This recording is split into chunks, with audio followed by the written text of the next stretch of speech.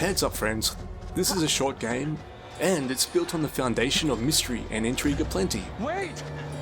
While I'm not about to spoil all the twists and turns, it's still best to experience knowing as little as possible going in. What in the name of holy fuck was that? Feel free to mosey off, play the game, and come back later to compare notes. Otherwise, enjoy the mosey. So, mistakes were made. No question. We're not usually one to play the blame game. Here, I can't help myself. And hey, Little Hope's all about the whole finger-pointing accusation thing too. So, let's rewind.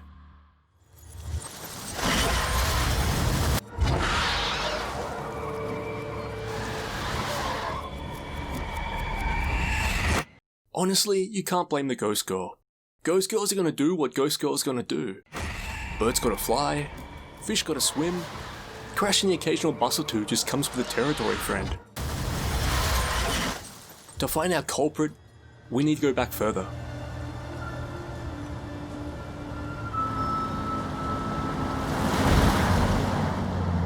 The real blame goes to whoever settled on calling this town Little Hope in the first place. People grow into their names after all. Why shouldn't a town? And this one's just asking for trouble with a name like that. Supermassive Games got their teeth on Until Dawn all the way back in 2015. A game I remember fondly, particularly for the most epic slap the PlayStation 4 era ever did see. Please, just try to understand. Understand the palm of my hand, bitch. They returned to the genre with Man or Medan, the first installment of the Dark Pictures Anthology. The intention here was to create all kinds of different horror stories under that banner, that could be self-contained. Hello. And welcome back. I have a new story for you. It's very different to the last.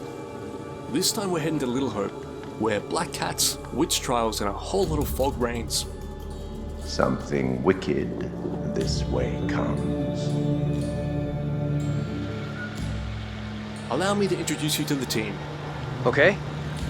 Who's first up? There's Andrew, who's stricken with a mild case of amnesia after hitting his head in a crash. Next up, Taylor and Daniel. They're dating. Maybe. You're kidding. He is not my boyfriend. What have you been telling her? I didn't say a thing. Do these crazy kids have what it takes to make it through the night? Can't forget Angela, mature age student who kinda lives up to the stereotype. You know the one. Then there's John, the group's professor. Where the hell's Daniel? I can't find him. I don't know. Who naturally takes it upon himself to be the team leader. Instead of goofing around, you want to lend a hand here? Seems Little Hope's got a bit of a reputation. And that's about to be confirmed. So, what's stopping our newfound gang from turning around and noping out of this whole situation? That would be the oppressive, all-consuming fog. Not just here for atmosphere building purposes. Anyone who tries to fumble their way through will soon find themselves back where they started. I admit that is a little odd. More than a little. It's not possible. It's just like I've been saying, we are trapped. We can't leave here. Any ideas how we're getting out of here? The fog has us surrounded. There's no way through. We can't just do nothing. We need to figure out where the fog is coming from. Little Hope is told in 3 distinct timelines with 3 distinct versions of our characters. It seems history is repeating here, with the same people being inexplicably drawn to one another. The group, they've got their theories. Maybe it's reincarnation. Maybe it's some sort of afterlife deal.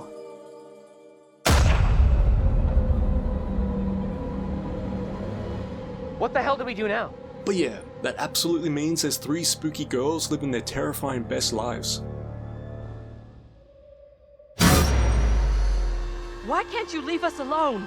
Consensus is, they're the key to solving this particular mystery. We don't know for sure that stopping Mary will help us out. It's just a theory. It may only be a theory, but right now it's all we've got. This is a one-shot deal. We get it wrong and there's no replay. It's game over, so I'm up for doing whatever it takes. At its core, this is a game that's very much about relationship management and decision making. our characters have to make good choices if they want to survive the night. Something that's not a given. You best believe that one false step, one bad move, could have life and death consequences.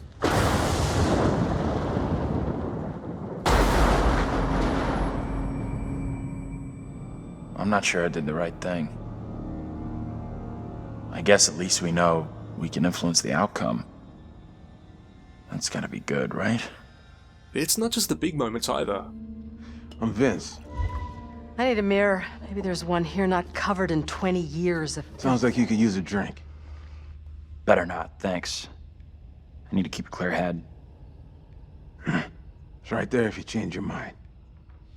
Maybe you have a drink to calm the nerves at a bar. Maybe you'll decide to stay clear-headed. Not for me. Seemingly innocuous decisions can ripple out, Why are you even here? Little Hope sure isn't the town it used to be. subtly influencing how the rest of the story will unravel. These decisions are forever shaping the traits of the protagonist too, and how the group perceive each other. It's a neat way to keep you on your toes in a predicament that's already rather foreboding. Tenser, more actiony moments are seen through the lens of QuickTime events. Honestly, there's not a whole lot to them, and they're a little bit on the repetitive side too.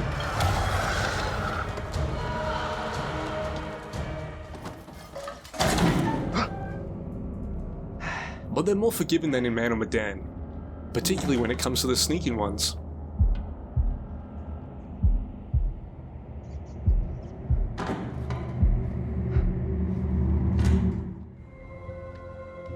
Does Little Hope deliver on the scares? You could be right about my family. And if so, are they hard-earned or more of the jump persuasion? I think so too. Tanya, what's going on? That little brat locked me out. It's fucking freezing. I found the mystery itself pretty engaging, and I definitely felt compelled to see how it all played out. I'll let you back in. Go easy on Megan. Hold on.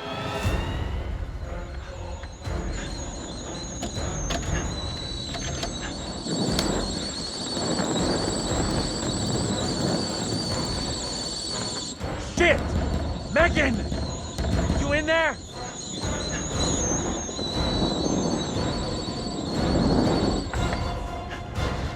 The kitchen's on fire! Are you fucking serious? She looks just like the one beside you. Would you kindly come play with me? Witch trials, frenzied mob justice, Come play. and the Salem-esque setting. Come play with me. What witch's trickery is this now, Mary?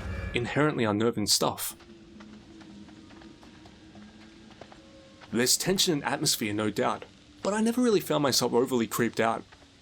Little Hope leans a bit too heavily on trying to make you jump, often undermining its efforts in the process through not so subtle telegraphing.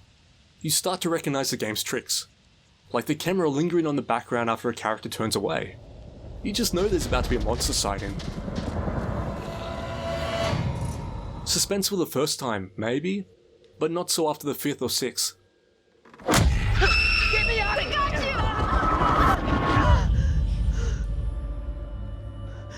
Tell me that didn't just happen. Quiet now. I will not be caught.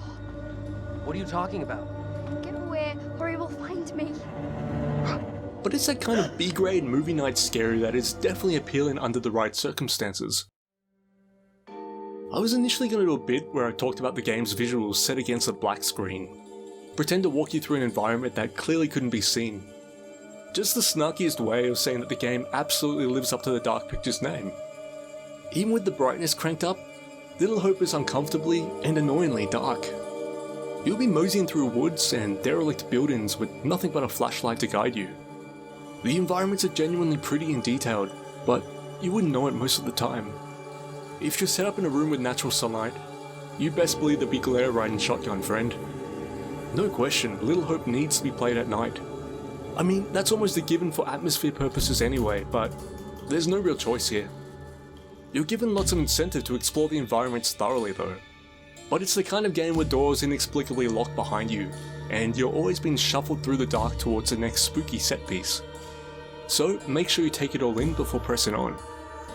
There are clues scattered about that deepens the mystery while giving the town a lived-in texture too. There are also paintings that trigger premonitions of possible futures for the characters. Maybe there's one of Andrew finding a gun. Maybe there's one of Andrew using the gun. Will this impact how you play? Well, that's entirely up to you, friend. But it's always fun when you recognize that something familiar is about to go down.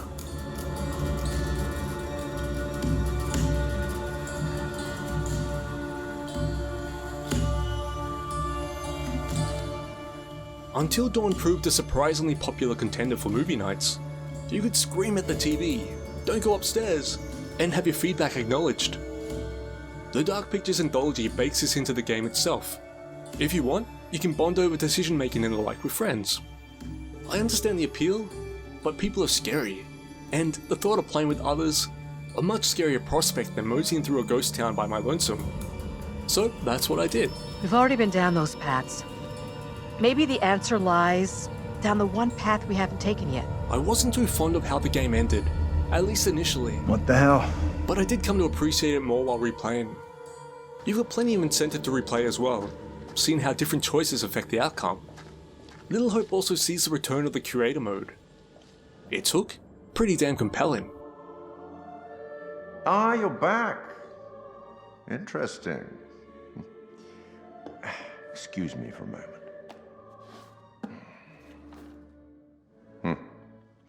Life is as tedious as a twice-told tale, vexing the dull ear of a drowsy man. True, if the story has been told fully, completely. But the truth of this story isn't fixed. Far from it. A story can change a great deal when told from a different perspective. A chance to walk in different shoes, make fresh choices, discover new things. It empowers you to play through scenes from entirely different perspectives. Maybe you're on the other side of a conversation we experienced the first time through. Maybe you get to play an entirely different scene that occurred off-screen last time. Truthfully, I didn't enjoy Little Hope as much as Man on Medan and Until Dawn. The flaws are more glaring, and there's a sense that the gameplay is overdue for some refreshing too. But if you're a fan of the genres, Megan. both horror and interactive drama, it's still worth playing for sure. Let's go before anything else happens. We're also given a glimpse of the next installment too, which looks all kinds of intriguing. You believe in God? Absolutely not. We'll start believing. We are under attack by I don't know what. You wouldn't believe me even if I tried. Hell, I don't believe it and I was there. In Sumerian myth, they say the souls of the dead went deep underground to the House of Ashes, where they lived on dust, plagued by the demons of the underworld.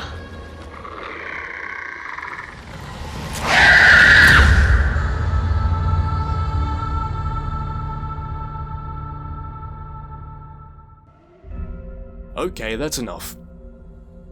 That was MoseyThrough. I'm Dan Clarke. Thanks for watching. And don't forget to mosey through to the like and subscribe buttons, friends.